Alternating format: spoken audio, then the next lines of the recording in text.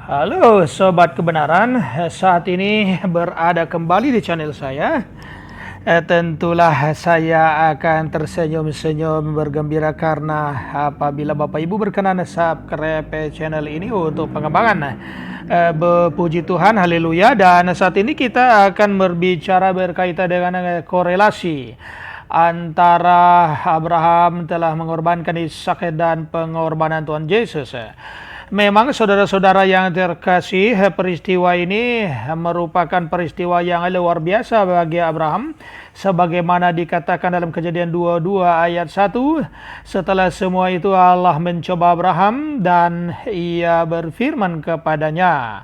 Abraham, lalu sahutnya, "Ya Tuhan." Ada percakapan antara Abraham dan Tuhan Allah. Dan percakapan ini adalah percakapan antara pencipta dan manusia ciptaannya, dan semua rencana Tuhan dikerjakan bersama-sama dengan manusia. Setelah itu saudara-saudara yang dikasihi Tuhan, maka firman Tuhan kepada Abraham, "Ambillah anakmu yang tunggal yang engkau kasih itu, yakni Ishak, pergilah ke tanah Moria dan persembahkanlah dia di sana sebagai korban bakaran pada salah satu gunung yang akan kutunjukkan kepadamu." Jadi berita ini merupakan berita yang sangat mengagetkan kepada Abraham, ibarat disambar petir di siang bolong. Peristiwa ini memang mengagetkan. Kenapa? Karena Ishak satu-satunya anak yang dijanjikan Tuhan diberikan kepada Abraham, dan ia menanti sampai kepada masa suhur umurnya, dan ia memperoleh anak setelah berumur 100 tahun. Jadi saudara-saudara, apa rencana Tuhan sebenarnya tentang hal tersebut? Hal ini bukanlah sesuatu lelucon atau guyonan Tuhan kepada Abraham, tetapi sebenarnya Tuhan Allah ingin menguji iman Abraham sebagai orang satu-satunya yang mendapat janji bahwa melalui keturunanmu seluruh manusia di bumi akan mendapat berkat. Jadi ujian ini adalah Allah menginginkan apakah ada manusia yang mau menyerahkan anaknya kepada Tuhan Allah ataukah tidak ada. Kalau misalnya tidak ada yang menyerahkan anaknya kepada Tuhan, maka Tuhan juga tidak punya alasan untuk menyerahkan anaknya buat menebus dosa-dosa manusia. Next saudara-saudara, kemudian antara Ishak dan Abraham, kemudian terjadi percakapan untuk hal tersebut untuk dilaksanakan. Maka berkatalah Ishak kepada Abraham ayahnya, karena mereka sudah berangkat menuju tanah Moria untuk mempersembahkan anaknya, tapi Abraham tidak menceritakan itu kepada anaknya. Rahasia perusahaan. Jadi saudara-saudara yang terkasih, dia bertanya, "Bapa," sahut Abraham, "Ya anakku, bertanyalah ya, di sini sudah ada api dan kayu, tetapi di manakah anak domba untuk korban bakaran itu?" Saudara-saudara, ini sesuatu yang sangat menyakitkan bagi Abraham yang mengetahui bahwa korban bakaran adalah anaknya sendiri. Begitulah juga Tuhan terhadap Yesus Kristus. Saudara-saudara, di dalam Kejadian pasal 22 ayat 8 dikatakan, kemudian sahut Abraham, "Allah lah yang akan menyediakan anak domba untuk korban bakaran baginya, anakku." Demikianlah keduanya berjalan menuju Gunung Moria. Ya saudara-saudara yang terkasih, inilah dalam suatu nubuat bahwa memang Allah lah yang menyediakan sebuah korban bakaran, korban yang akan menebus dosa-dosa manusia. Itulah Tuhan Yesus, karena yang layak untuk menjadi korban bakaran menebus dosa-dosa manusia adalah mereka atau darah yang tidak bercela. Orang atau manusia yang jadi korban sebagai anak domba Allah adalah anak domba yang tidak bercela. Kalau bercela tentu tidak layak di hadapan Tuhan Allah. Demikian saudara, next kita lanjut pada pemahaman berikut. Kejadian 22 ayat 10 mengatakan, sesudah itu Abraham mengulurkan tangannya, lalu mengambil pisau untuk menyembelih anaknya. Tentu ini adalah merupakan pengalaman yang sangat menyakitkan. Anak yang terkasih, anak tunggal satu-satunya, disuruh oleh Tuhan untuk disembelih dan dibakar sebagai korban persembahan. Tetapi Abraham taat kepada Tuhan dan ia melakukan tepat seperti yang diperintahkannya. Sebab pikir Abraham, aku tentu percaya kepada Allah yang telah memanggil aku. Bagi Allah tentu tidak ada yang mustahil. Sekalipun anakku telah menjadi abu dibakar, Allah itu dapat membangkitkan orang-orang mati dari debu. Tentu itulah iman yang harus kita miliki bersama tentang Allah, bahwa kita beriman kepadanya tidak main-main. Saudara-saudara, Kejadian 22 ayat 11, setelah Abraham menyembelih anaknya, saat ia akan mengulurkan tangannya, maka berserulah malaikat Tuhan dari langit kepadanya. Abraham, Abraham, sahutnya, iya Tuhan. Ini kedua kalinya Tuhan datang untuk bercakap-cakap dengan Abraham berkaitan dengan rencana pengorbanan Ishak anaknya kepada Tuhan Allah. Dan ini adalah merupakan percakapan yang kedua ketika Abraham melaksanakan tepat seperti yang difirmankan Tuhan untuk mempersembahkan anaknya sebagai korban bakaran.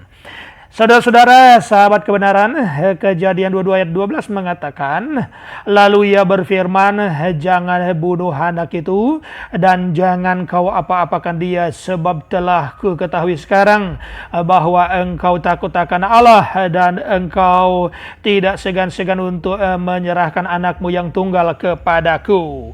Ini adalah merupakan suatu pernyataan Tuhan bahwa ada seorang manusia yang mau menyerahkan anaknya untuk Tuhan.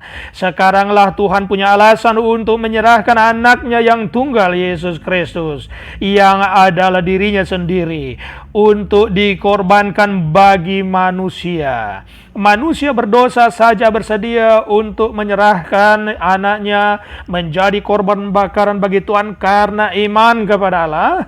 Berarti sekarang Tuhan punya alasan untuk menyerahkan anaknya yang tunggal, Yesus Kristus, kepada manusia sebagai tebusan karena kasih Allah kepada manusia. Manusia menyerahkan, Abraham menyerahkan anak kepada Allah karena iman, dan Allah menyerahkan anaknya yang tunggal sebagai korban penebusan dosa bagi manusia karena kasihnya kepada manusia. Karena itu di dalam Alkitab dikatakan, karena begitu besar kasih Allah akan dunia ini, dan ia menyerahkan anaknya yang tunggal supaya setiap orang percaya masuk surga. Saudara-saudara yang saya kasihi, lalu selanjutnya Abraham menoleh dan melihat seekor domba jantan di belakangnya yang tanduknya tersangkut pada belukar, dan akhirnya Abraham mengambil itu dan menyembelih, lalu mempersembahkan kepada Tuhan sebagai korban bakaran mengganti anaknya. Luar biasa perkara yang dibuat oleh Tuhan. Setiap rencana Tuhan tentu dibuat oleh Tuhan dengan begitu detail, sistematis, dan semuanya dilakukan dengan benar. Dan sekarang nyatalah bagi kita, saudara-saudara, bahwa walaupun Tuhan menginginkan bahwa Abraham untuk menyerahkan anaknya dibakar, tetapi sebenarnya itu adalah merupakan ujian bagi Abraham. Kalau dia menyerahkan anaknya, maka Tuhan sendirilah yang akan menggantinya. Saudara-saudara, sahabat kebenaran, pada Yohanes 1 ayat 29 dikatakan, pada keesokan harinya Yohanes melihat Yesus datang kepadanya, dan ia berkata, inilah anak domba Allah yang menghapus dosa dunia. Nah, saatnya sekarang, saudara-saudara sahabat kebenaran, bahwa Tuhan Allah akan memberikan anaknya yang tunggal untuk menghapus dosa-dosa manusia. Bagaimanakah caranya Tuhan menghapus dosa manusia? Dengan anaknya sendiri, yang pasti bahwa ia harus mati.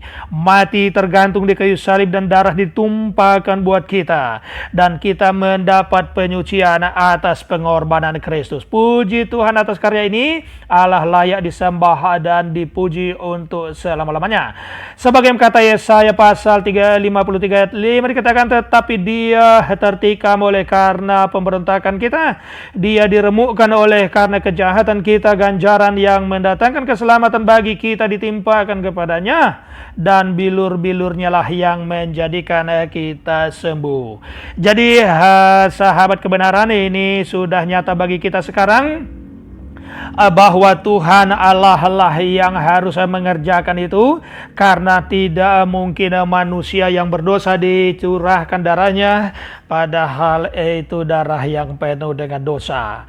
Tentu tidaklah layak di hadapan Tuhan yang Maha Suci untuk mengorbankan anaknya manusia dan darahnya ditumpahkan, tetapi benar-benar ia mencoba Abraham, dan sekarang kita sudah menyaksikan di Jumat Agung saat ini bahwa inilah pengorbanan Tuhan Allah kepada setiap orang yang mau percaya kepadanya. Haleluya. Saudara sahabat kebenaran, saat ini saya mau mengajak kepada kita semua agar supaya merenungkan apa yang dimaksud oleh Tuhan di dalam perenungan hari ini.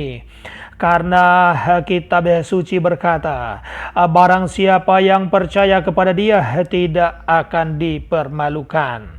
Jadi saudara-saudara sahabat kebenaran, kalau saudara-saudara ingin dimuliakan Tuhan, rendahkanlah diri kita, kemudian terimalah Yesus Kristus yang adalah anak domba Allah, yang menjadi korban tebusan yang sempurna buat segala dosa dan kesalahan kita.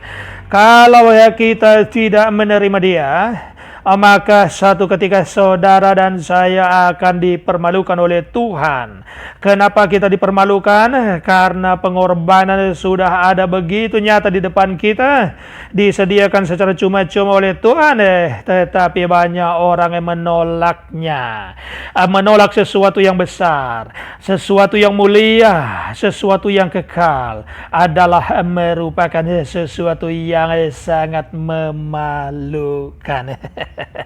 Jadi saudara yang terkasih, agar supaya kita tidak dipermalukan Tuhan, bahwa kita beriman berdasarkan menurut keyakinan kita yang tidak ada dasarnya, tetapi sebenarnya keyakinan yang sebenarnya itu adalah di dalam nama Tuhan Yesus Kristus.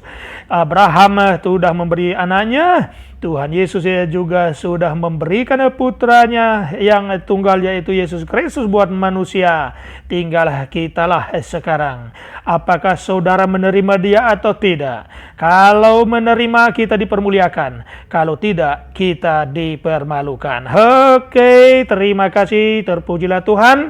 Semoga hal ini akan membuka wawasan kita untuk mengambil keputusan yang benar. Amin.